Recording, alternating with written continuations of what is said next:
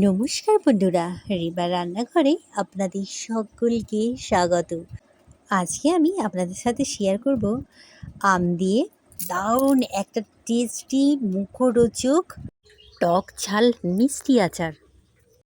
এখানে 3 কিলোর মতো আম আছে। আমটা একদম পুরো 4 ভাগ করে কেটে নেব। আর এই সময় এই আমটা একদম আঁটি শুদ্ধ পুরো কাটা হয়ে যাচ্ছে। তো এখানে বীজটা ফেলে দিচ্ছি। আর এখানে আমি খোলা একদমই ছাড়াইনি। খোলা শুদ্ধ এইভাবে করলে দারুণ লাগে যখন খাওয়া হয়। তো খোলাটা থাকলে আরও টেস্টি লাগে খেতে। তো দেখছেন বন্ধুরা কত সুন্দর করে সব আমগুলো আমি কেটে নিয়েছি। এবারে আমি কড়াইয়ের মধ্যে তেল দিয়ে দিলাম। এখানে 100 গ্রামের মতো তেল লেগে গেল, কারণ যেহেতু 3 কিলো আম। তো দিয়ে দিচ্ছি একটু সরিষা, সাদা সরিষা, তেজপাতা, মৌরি, আর দিয়ে দিচ্ছি একটু জোয়ান। তো এটা যখন মুখে পড়বে দারুণ লাগবে খেতে। একটু লাল লাল হয়ে গেছে, এবার একটু দিয়ে দিচ্ছি শুকনো লঙ্কা। শুকনো লঙ্কাটা এই সময় দিলে দারুণ একটা টেস্ট পাওয়া যায়।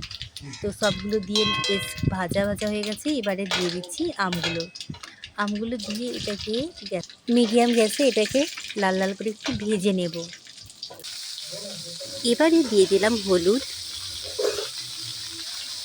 এখানে আমি 2 চামচ হলুদ দিয়ে দিলাম। হলুদটা দিয়ে এটাকে আরও কিছুক্ষণ ভাজতে হবে।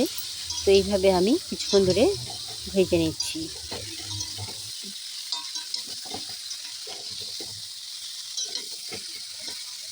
ঢাকা দিয়ে দিলাম, গ্যাসটাকে একটু হালকা কম করে দিলাম, দিয়ে এটাকে ঢাকা দিয়ে আরেকটু ভেজে নেব। একটা নারকেলকে ছোট ছোট করে কেটে দিয়ে দিচ্ছি। এইভাবে ছোট ছোট করে কেটে দিলে মুখে যখন পড়বে অল্প অল্প তো দারুণ খেতে লাগবে। তো এটা দিয়েও আর একটু নুন দিয়ে দিলাম, দিয়ে এটাকে আরও ভালো করে ভাজা করে নিতে হবে। এইভাবে ঢাকা দিয়ে ভাজা করলে কি হয়, সেদ্ধ হয়ে যায় আর ভাজা হয়ে যায়।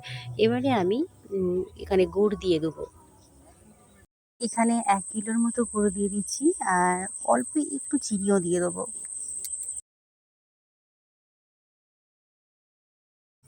আর দিয়ে দিচ্ছি অল্প একটু 1 চামচের মতো ভিনিগার। ভিনিগারটা দিলে কি হয়, আমের এই টক ঝাল মিষ্টি আচারটা তাড়াতাড়ি খারাপ হবে না। তো একটু দিয়ে দিলাম। এবারে দিয়ে দিচ্ছি লঙ্কা গুঁড়ো। লঙ্কা গুঁড়োটা ঝাল ঝাল লাগবে, তো এখানে 4 চামচের মতো লঙ্কা গুঁড়ো দিয়ে দিলাম।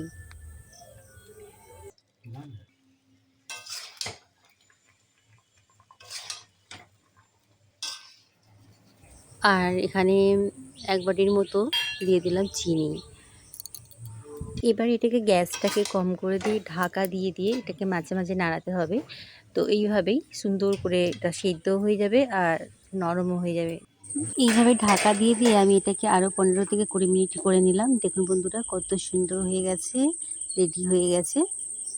এবারে এটাকে নামিয়ে দেবো, আর ঠান্ডা করে একটা কাচের জারের মধ্যে রেখে দিয়ে এটা আমরা বেশ কিছুক্ষণ ধরে খেতে পারি। তো সুন্দরভাবে আমি আচারটা বানিয়ে দিলাম। এইরকম আচার বানিয়ে টক ঝাল মিষ্টি আচার, এটা আমরা সারা বছরই খেতে পারবো। আর এটা মাঝে মাঝে রোদ্দুরে দিতে হবে। তো যখন আমের সিজন শেষ হয়ে যাবে তখনও আমরা কিন্তু এরকম আচার খেতে পারবো। তো খুব সুন্দরভাবে এটা এরকম টাইট টাইট থাকলে বেশি দিন থাকে।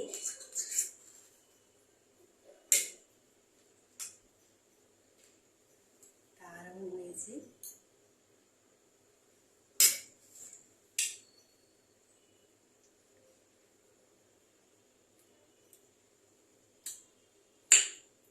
দারুণ।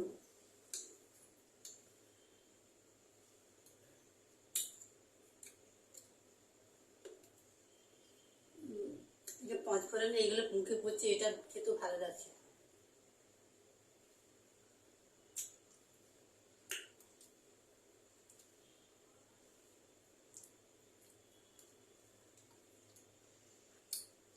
তো আপনারা এরকম করে বাড়িতে একবার বানাবেন, ভীষণ ভালো লাগবে।